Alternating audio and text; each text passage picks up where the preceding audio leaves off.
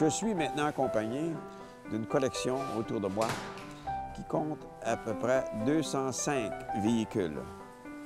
140 sont des véhicules traînants et les autres sont des véhicules roulants.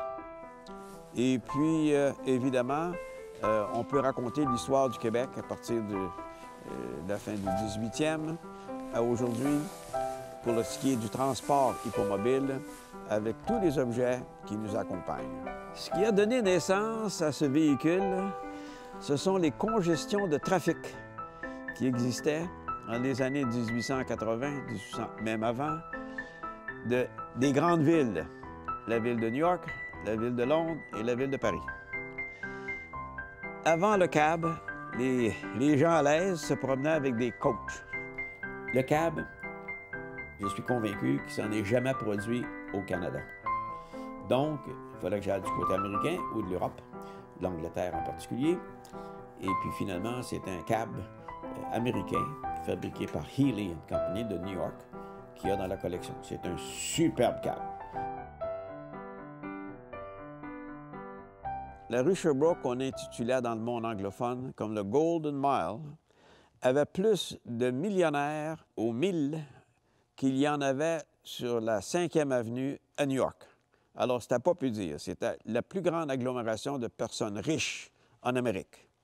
Et puis donc, c'est assez évident, c'est assez normal que ces gens-là veulent avoir des véhicules qui sortent un peu de l'ordinaire. Et les véhicules du Golden Mile qui ont été disponibles et que je connais, il y en a quelques-unes qui sont ailleurs, mais à 90 ou davantage, ils sont ici même dans la bâtisse qui nous occupe.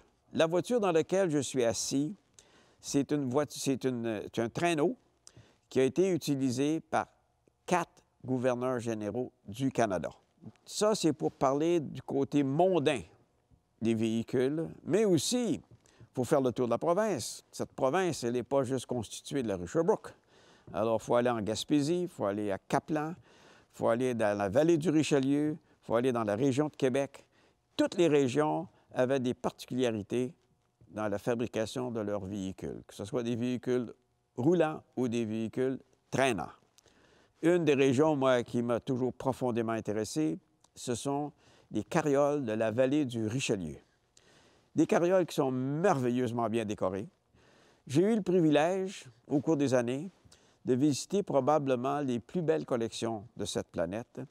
Et quand j'arrive pour faire des comparaisons, j'arrête toujours sur la décoration des véhicules. Je crois qu'au Québec, on se distinguait particulièrement dans la décoration des véhicules. Nos véhicules étaient plus vivants, plus de couleurs, mais quelque chose qui nous emporte quand on les voit ou qu'on leur touche. Aujourd'hui, on ne peut pas faire autrement d'arriver un petit peu à la conclusion que donc, ici, là, on avait la touch magique pour rendre les véhicules passionnants. À cet effet, il y a la vallée du Richelieu. La vallée du Richelieu qui, selon moi, a produit les carrioles les plus belles.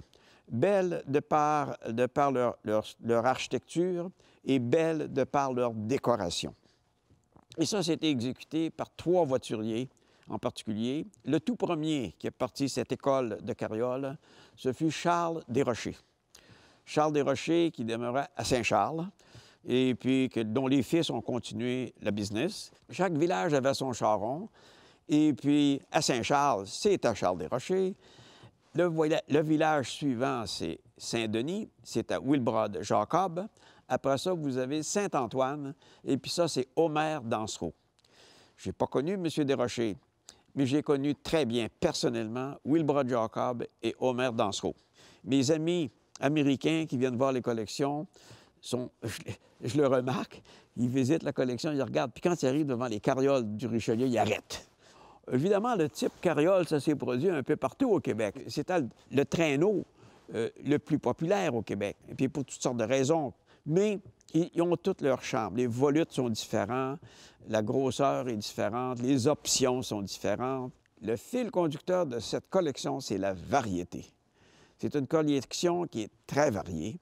Et puis, on a, heureusement, un échantillon des voituriers de par le Québec tout entier.